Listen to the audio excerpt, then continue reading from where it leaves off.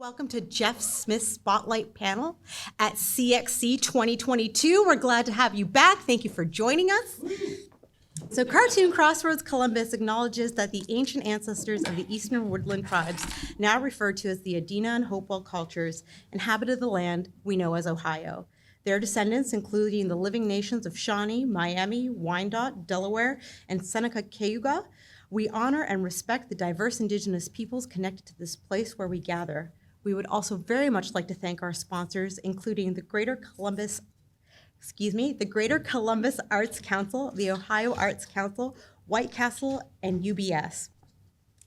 And although the gentleman to my right needs no introduction, it is still my great pleasure to introduce to you Jeff Smith. Jeff Smith is an unparalleled cartoonist, gifted storyteller, and national treasure. Creator of Bone, RASL, and Tuki series, former board member of the Comic Book Legal Defense Fund, founder and artistic director of Cartoon Crossroads Columbus, multiple Eisner, Harvey, and National Cartoonist Society for Comic Book Award winner.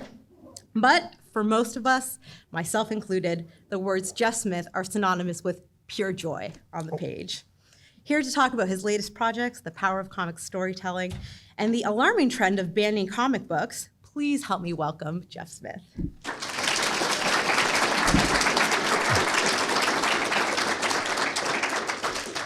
Of lesser note, my name is Irene Velentzas, and I'll be your host for today's panel. I'm a comics scholar, comics journalist, Cheers. and comics editor, and when I'm lucky, a comics curator too. Thank you, Jeff. Jeff, why don't you get us started by telling us a little bit about Tuki, the new series that you're working on? Okay, well, Tuki is a after I finished Bone, I started working on RASL.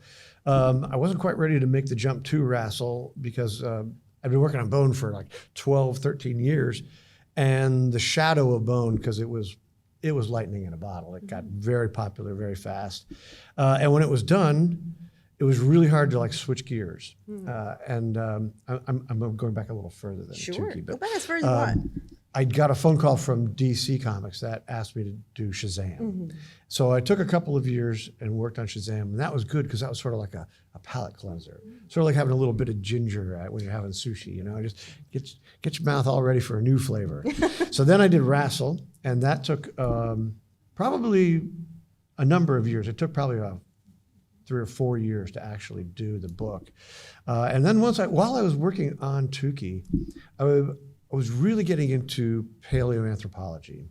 I'm really into human evolution. I've always loved it. When I was 14, that's when the famous Lucy was discovered. So I was 14 years old, and they discovered this 3 million year old female who was half hominid on the top, but from the waist down, human. Meaning could stand up and walk on 2 legs, that the pelvis was just like ours. So that was a big deal. That was so exciting in 1974. And it was Life magazine. There were National Geographic specials. It was everywhere. And I was hooked. They basically found the missing link. That was very exciting. So I've been hooked ever since. In 1996, I went to the visit to parks in Kenya and Tanzania with some cartoonist friends and, of course, Vijaya, my wife. And we visited Olduvai Gorge, which is where the Leakeys worked and did a lot of, found a lot of fossils and discovered Paranthropus boise, and really pretty much established that all of human evolution could be found in this one spot. So it just, the deeper you went, the more it was. So all the roots were there, and I was actually I had a moment. I actually had like a vision. I was standing there in the gorge, and there was like a huge dirt wall, like on the edge of the gorge. And above it, I could see like trees kind of swaying. And I remember having this image of multiple human species throughout our development, kind of all walking around together, almost like they were at like a marketplace or a fair of some kind and interacting. And I was really struck by that concept. And I didn't really think, oh, I'll make a comic out of that. But I did start, on the rest of the trip, I started taking lots of pictures of rocks and the strange boa trees and all that stuff, just because, maybe this is kind of cool. It might have something to do with this. Then now, flash forward to about 2010. I read a book called Catching Fire. And now, multiple human species have existed together before. We've existed we're the only human species now. But we have coexisted with other human species as recently as Neanderthal in Europe. But that didn't really match my vision. Well, I was reading this book called Catching Fire. Am I putting anybody to sleep yet? I feel like I'm talking about Moby Dick a little bit. I read this book where apparently 2 million years ago was when we started controlling fire and eating cooked food, and it changed our bodies. And they can tell us from the skeletons and all that. You don't need as many miles of gut to digest cooked food as you do raw meat or twigs and berries and things and shrubs and tubers.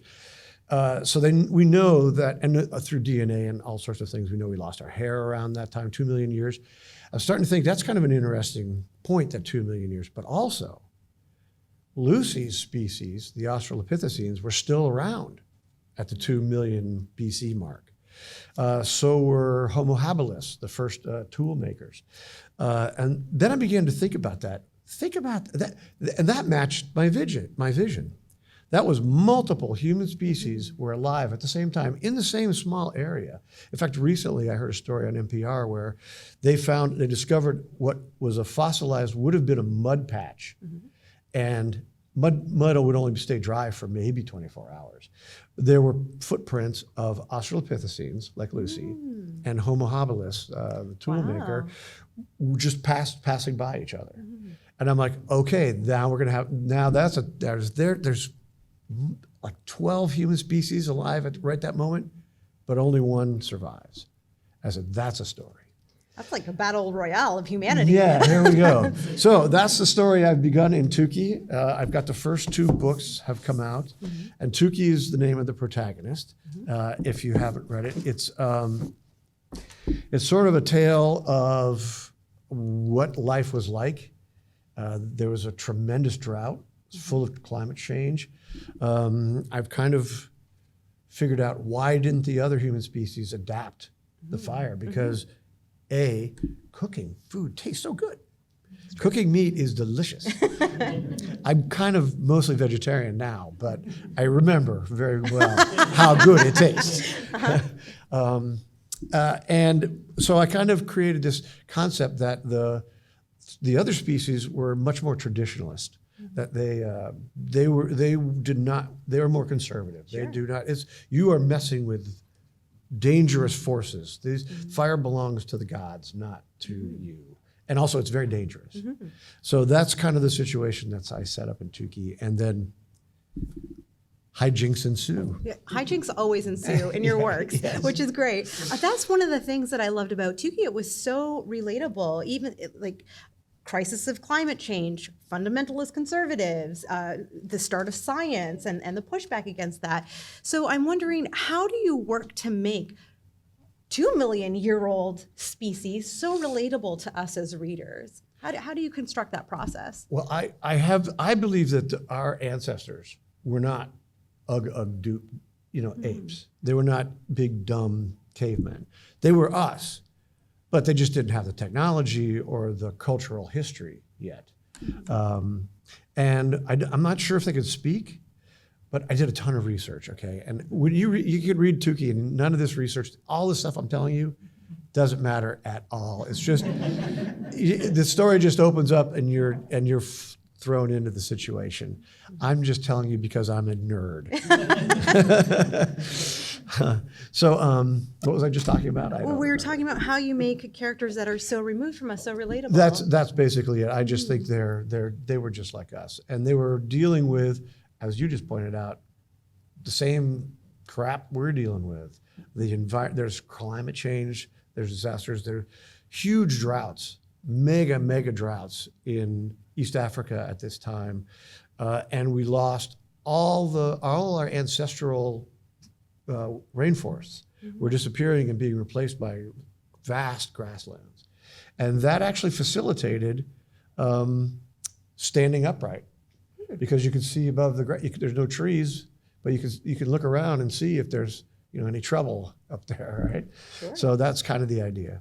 And like this book is so much larger than your other books. It's landscape Yeah, orientation. yeah. It's 9 by 11 or a little bit more. Yeah. So tell me about working in that size for this story in particular. What were advantages? What were any challenges you came across? The advantages are that you're talking about vistas. Mm-hmm. So I've got a widescreen canvas.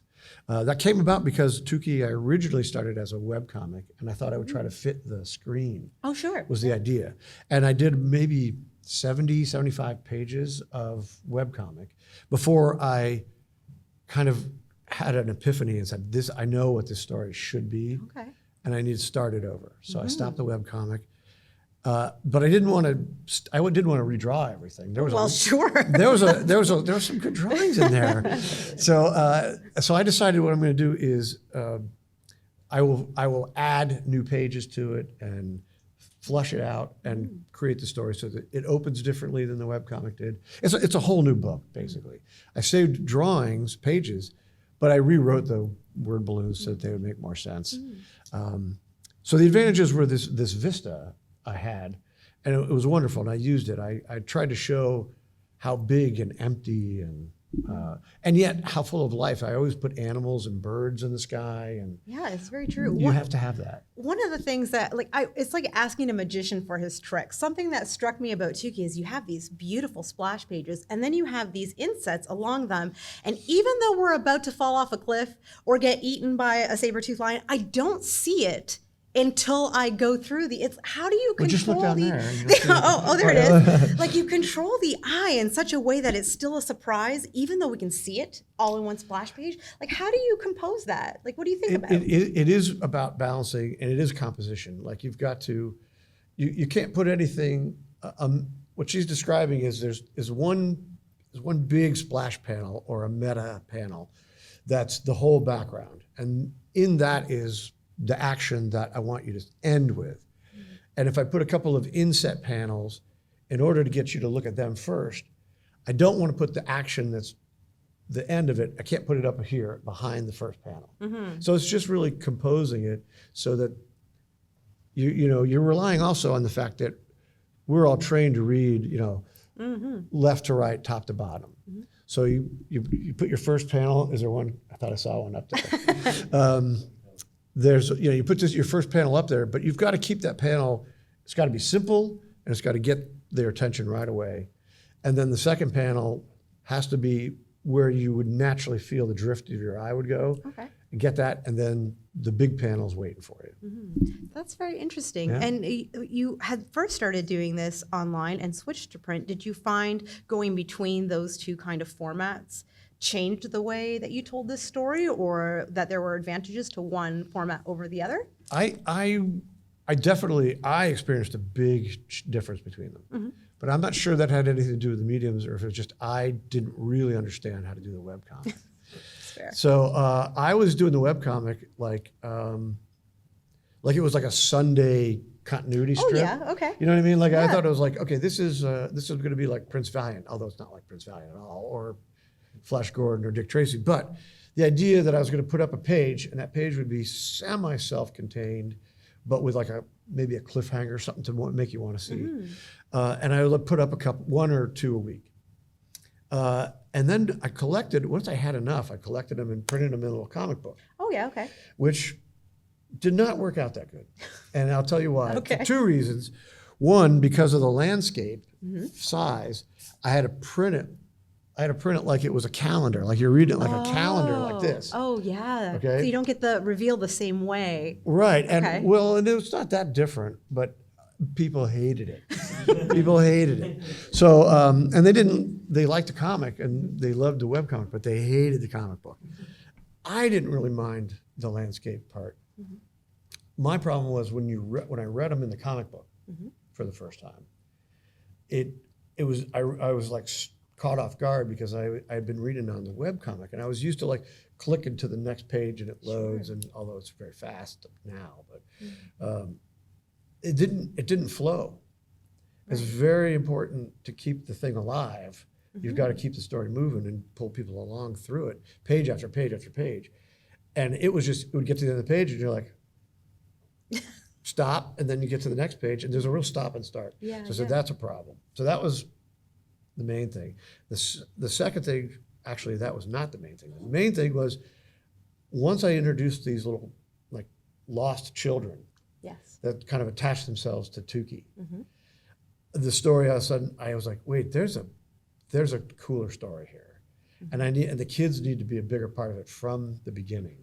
So I went back and did all that. So Interesting. I love the moments with the kids, and there are many pages in Tuki that feel like one kind of collected scene where it's like a one-page comic in and of itself within the book. And so I'm wondering about how you balance that pacing where you have scenes that continue on versus these scenes that are just perfectly encapsulated moments on the page. well, sometimes it's my old comic strip training or what I did with Bone a lot, which is I'll have a joke in mind and I'll just complete that in a page or maybe two. Tuki opens with a shot of him. He drops like an orange and it bounces down and there's a little payoff joke at the end. That does not even need to be there, except it kind of lets you like Tuki a little bit more because he's not Clint Eastwood.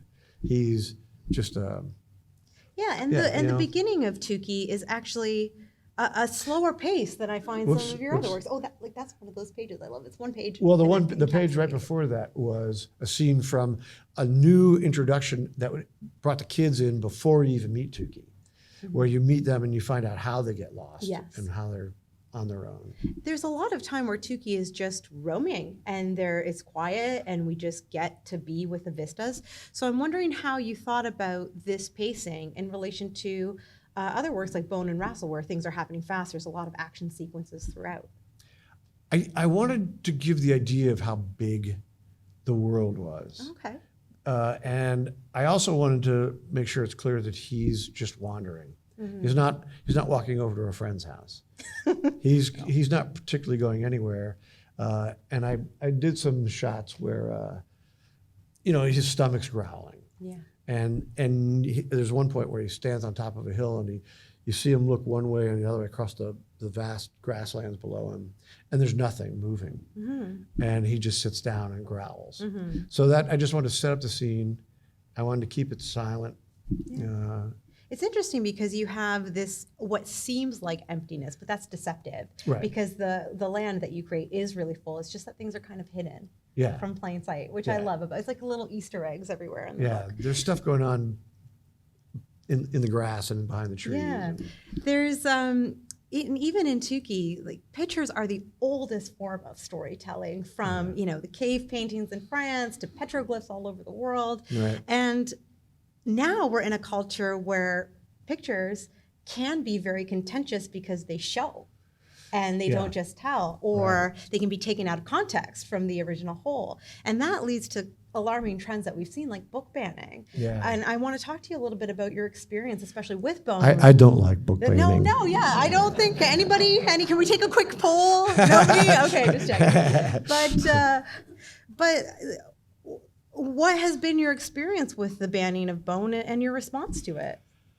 Well, Bone was one of the first of the modern graphic novels to get really banned. It's been challenged probably more than really any other book until maybe just this year when a real organized effort was made to go after some of the LGBTQ topic books.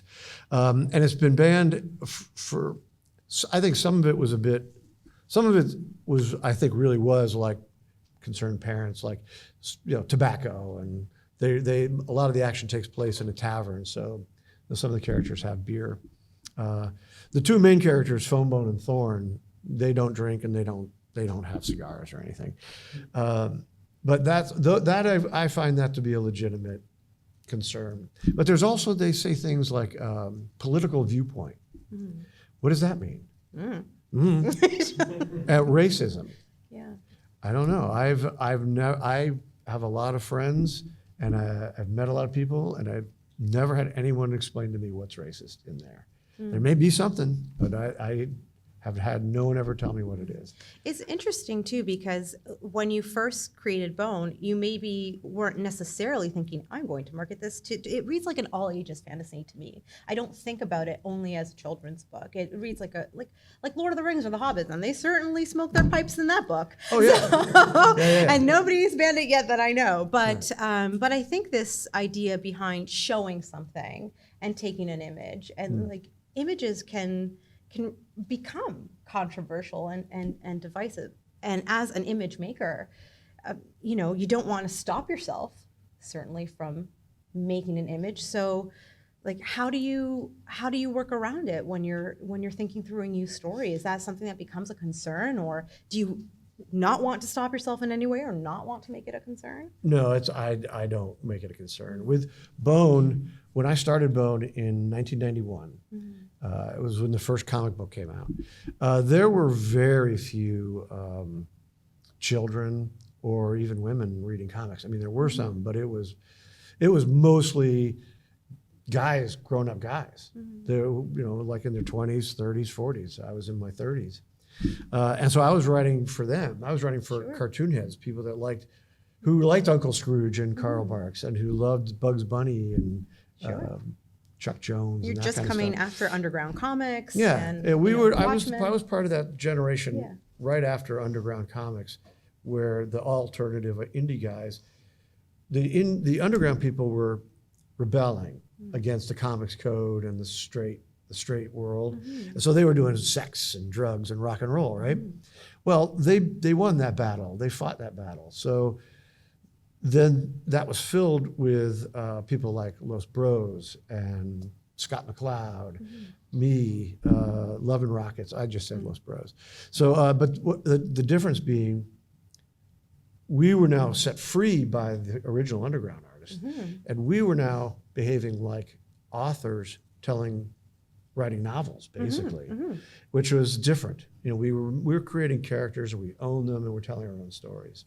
So I wasn't thinking, well, kids are going to read this and they're going to want to start smoking a cigar. Sure, but even these kinds of complaints, like moral complaints or libel complaints, they're not new. They've been around since the 1300s. And in my experience of literature, authors have just kind of found creative ways around them. They've made fake editors up for their books. They've put prefaces. Now the trend is disclaimers, content warnings, what you'll find, so to pick up the book. But I just wonder, like, whatever comes new from censorship, won't a creative just work around it because they're just a little bit smarter? Oh yeah, no, it's we're definitely smarter. I mean, it's kind of sad because what's happening is not like I said.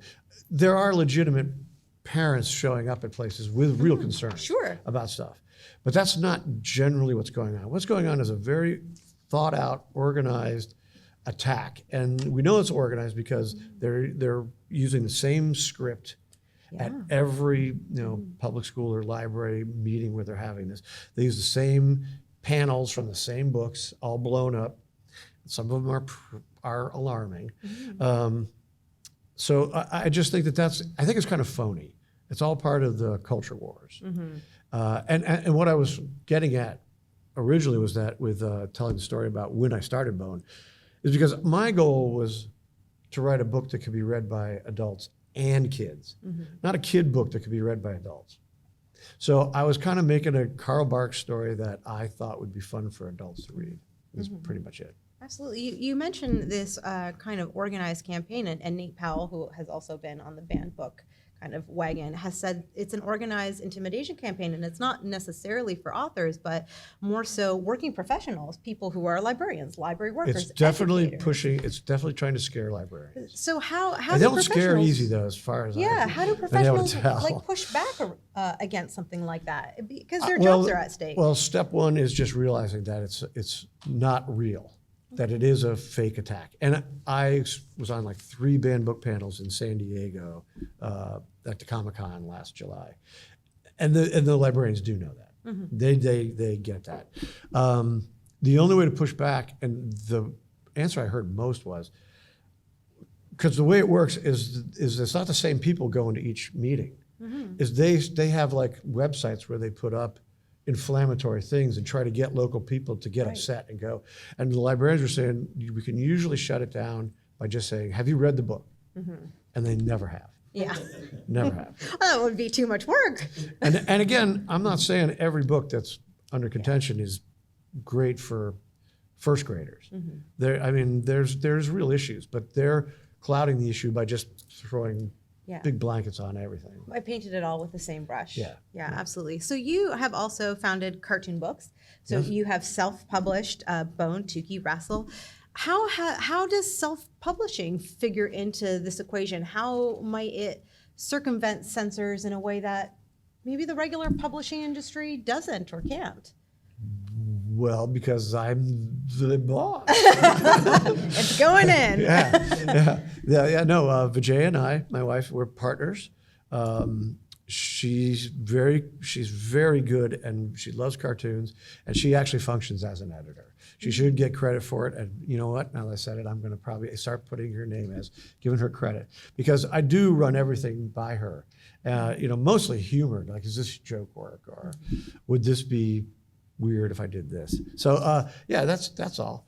I'll tell you a story. When Scholastic was interested in picking up Bone, I was just wrapping up the last couple of issues. They wanted to launch their new graphic novels imprint called Graphics, and they wanted to launch it with Bone because Bone was already finished, and it was established, and it was a seller. So we negotiated. Vijay negotiated for a few months. It takes a while. It's expensive, lawyers. Sure. That's not fun. We got the deals worked out, and everything was ready to go. And then they actually flew us out to New York, to the Scholastic building, for a big signing ceremony. And we were going to meet all the marketing people and the book fairs people. And we met them, met everybody at like a bar the night before, and had a little dinner. And then, so the next morning, we get a phone call. We're supposed to be there at 10, I think. And we get a phone call from the publisher's assistant or secretary.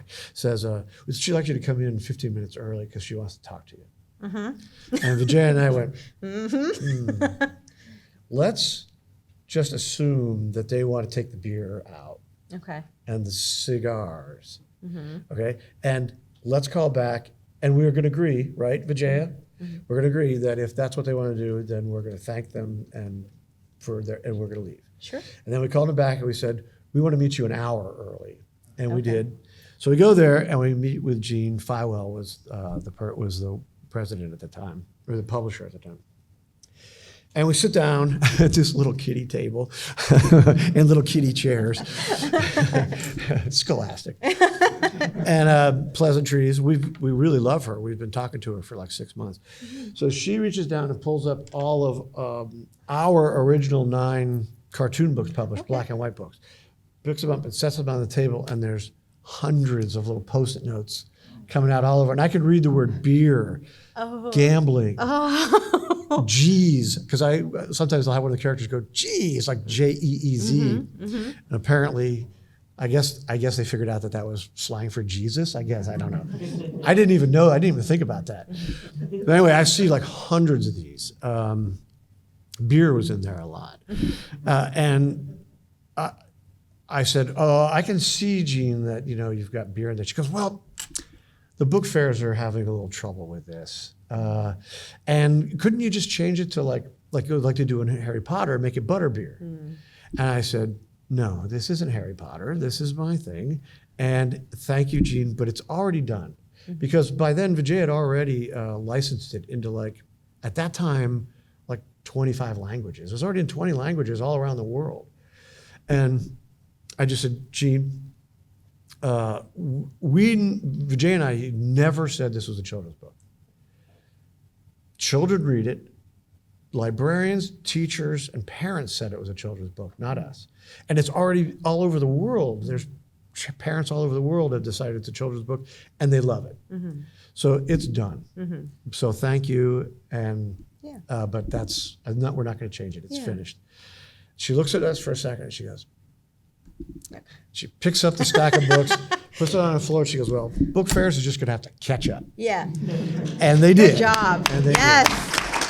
Yeah, absolutely. I mean, the story has its purpose. And I think one of the issues potentially with Bone is that the Bone characters feel very young. They feel like children, but they're actually adults. Yeah, they're grown-ups. They can partake. It's legal. Yeah, Phony Bone is some kind of shyster. Yes. Wants to run for political office. I want to ask you this last question. I do have to read it because there's a quote in here before we open it to all of you to ask Jeff whatever is in your heart. Oh my.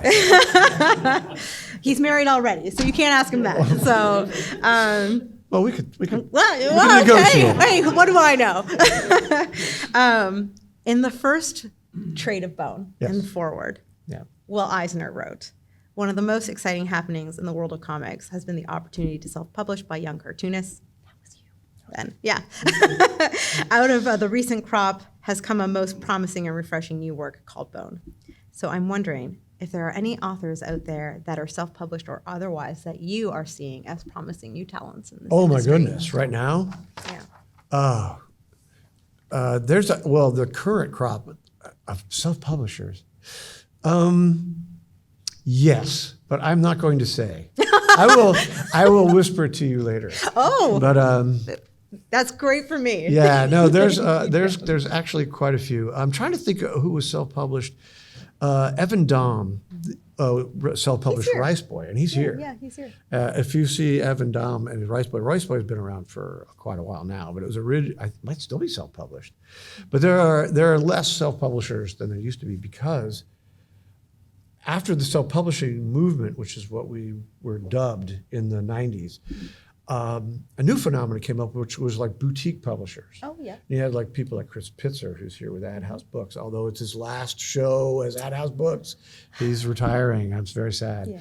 But there were lots of boutique publishers that popped up and started helping a lot of people who would have been self-published, and it does help. Not everyone has a Vijaya. Who knows how to do math and things and can think straight. So there are, but there are a lot, and I don't want to. I actually have to be honest. I can only think of like one or two right now, and there's a reason why I don't want to say it. So Okay. All right. To be continued. yeah. Okay, great. So I'd love to open it up to all of you. If you have a question, just please raise your hand, and we'd be happy to take your question. In the back, in the green shirt.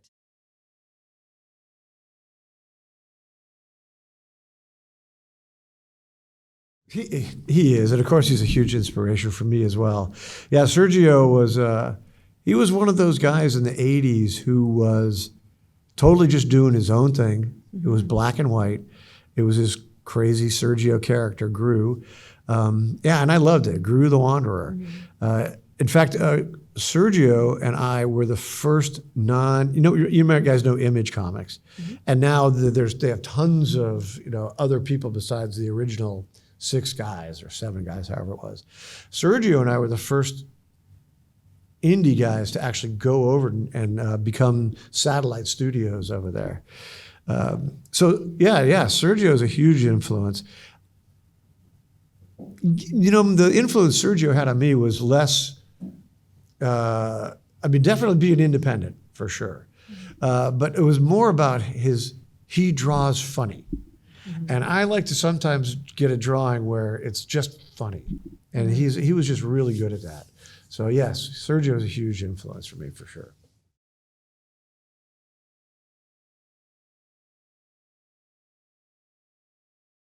Well, there are so many people that are excited, but they're all artists and wonderful people who would make a wonderful Bone movie. But the problem is Warner Brothers, kind of in a hostile move, purchased the rights to Bone and then didn't make it for like a total of 10 years. So when it came free, Netflix came in and purchased it, but that means all the rights were transferred over to Netflix. So when they canceled it, which caught not just me, but many productions were caught completely off guard, they canceled it, have no interest in it, but they own the rights. So it's a complicated situation. But I'm still working on it. But I'm just, what can I do?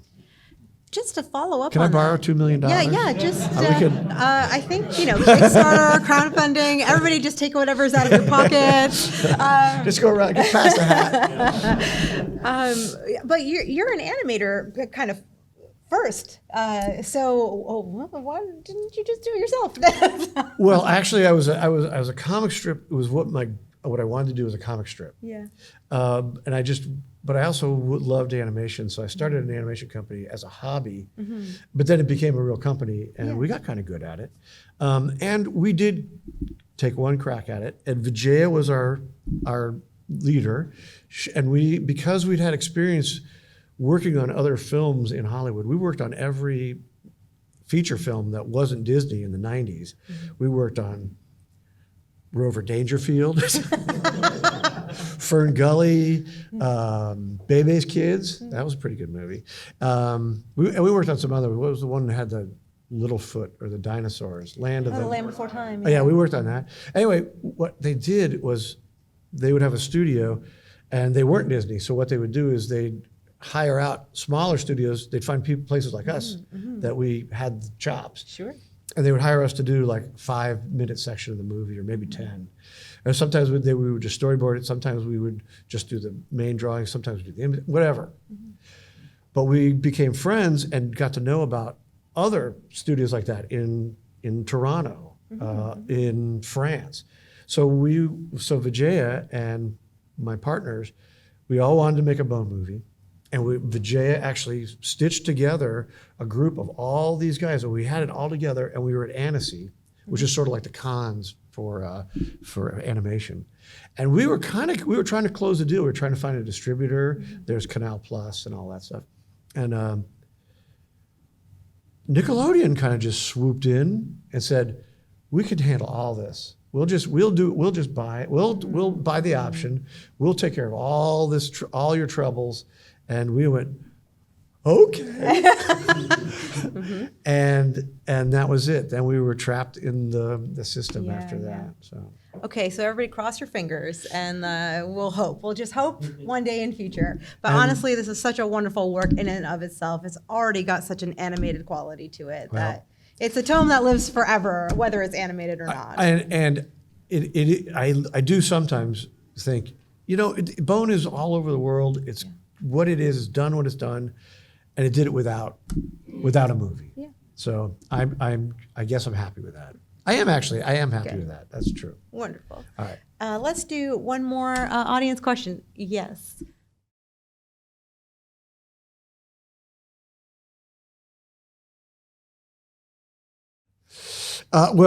Actually, all video game rights and everything are all tied up at Netflix. The movie. Yeah. The only rights we carved out were publishing, because for some reason I knew that could never be touched. I couldn't let that be touched. Actually, I think we have a little more time. If you want to take some more I would love to questions. take some more questions. Yes.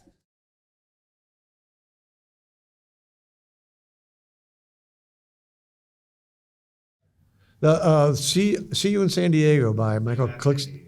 See You at San Diego by Michael Clickstein. Matthew Clickstein. Is that? Are you Matthew? Are you Matthew? Hey! Well, nice to see you, man. It's an okay book. Glowing review.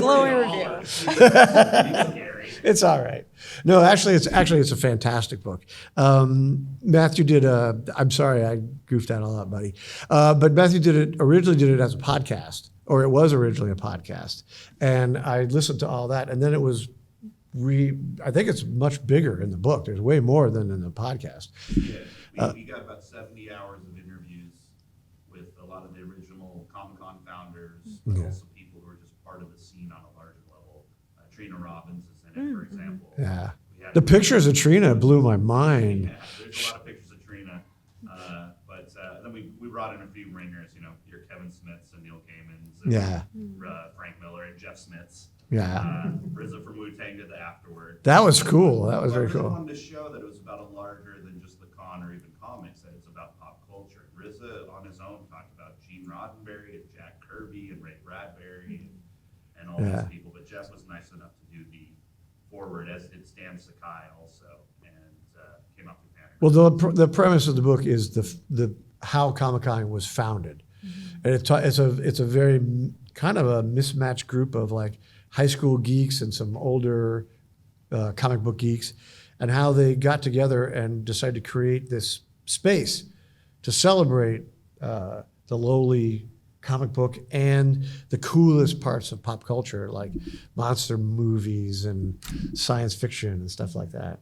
So, and it's a fascinating story. And what was amazing to me was I've been going to San Diego for over 30 years now.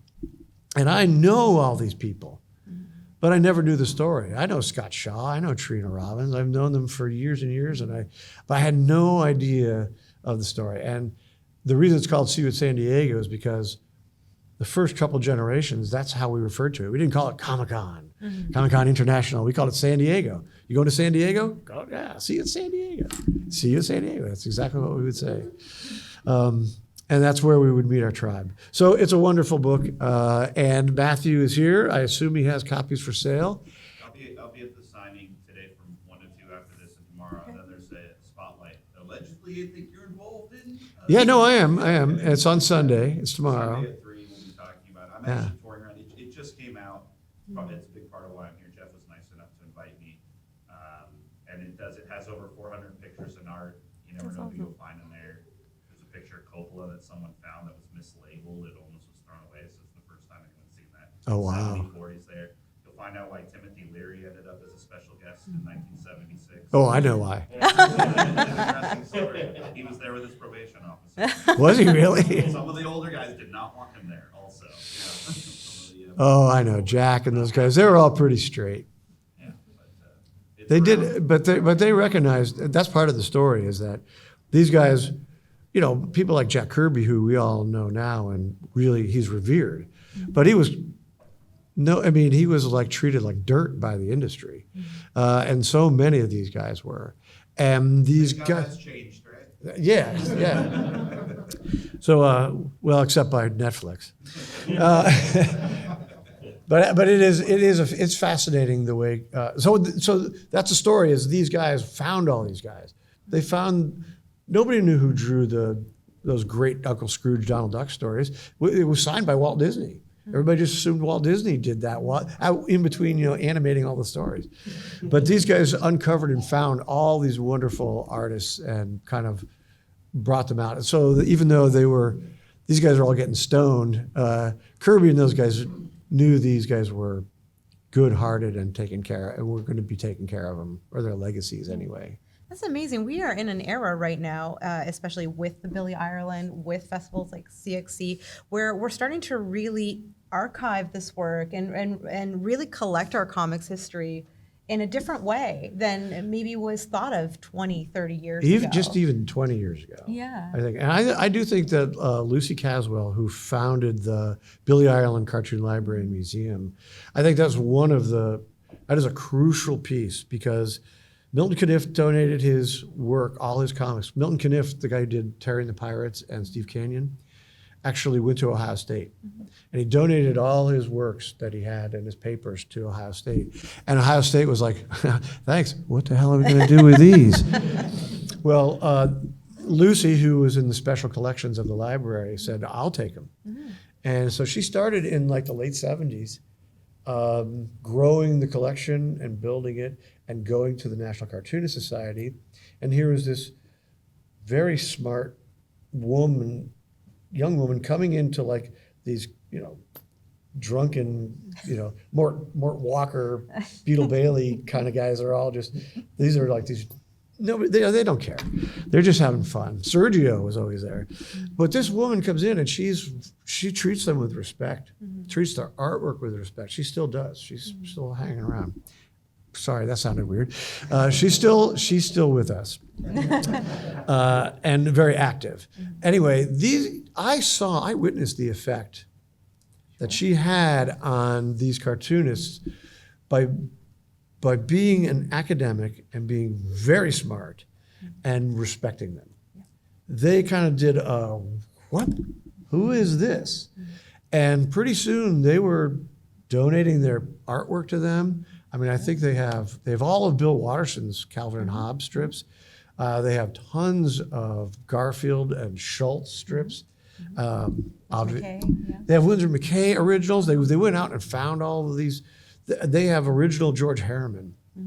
And this, I don't know if this weekend, if it's over or not, but for the last couple of days, they've been giving tours. Yes. And they may still be doing them this weekend. I don't know. I think they've paused now. They were doing tours, but they'll be open again next week, I believe. Okay, so if you're from Columbus or nearby, you can still do this. The other thing is that also, I think like the Comics Journal and their commitment to treating comic books specifically as not junk and that it's art. I mean, they've been pushing that message, and I think there's been a flowering of people like yourself, journalists who, I mean, the first time I encountered you, Oh, no. you were trying. It's time to end the panel. I was being asked to be a guest at the Toronto Comic Festival, TCAF, the Toronto Arts Comics Festival, and someone called me and was quoting you as to why I should come, and the more that you said, I was just like, I was like, oh my head. So, but you weren't just saying good things. You were saying smart things and new stuff that was going on, like you asking about how do you control the eye when there's things competing on the page. I mean, you were talking about real stuff. So there's been a flowering of that kind of journalism too, and in the Washington Post, in the New York Times. What's going on? What's happening? I mean, in the 90s, all of that was absolutely unthinkable. Yeah. Or Matthew also. We'll include Matthew in this. And you have been a seminal part of that history. Thank you so much for joining us today, Jeff, and giving us your time. Please tell the people where they can find you today, this weekend, and online. Yeah. Well, he will be doing signing next, I think. Am I doing a signing next? I think so. No? I think so. Oh, you think so? Question mark? I believe so. Yes. Oh, I definitely am. There we go. Thank you, Katie. Thank you, Katie. Program coordinator, CXC. And thank you guys. And thank you very much to Jeff. Thank you for a wonderful, yes, double. Thank you.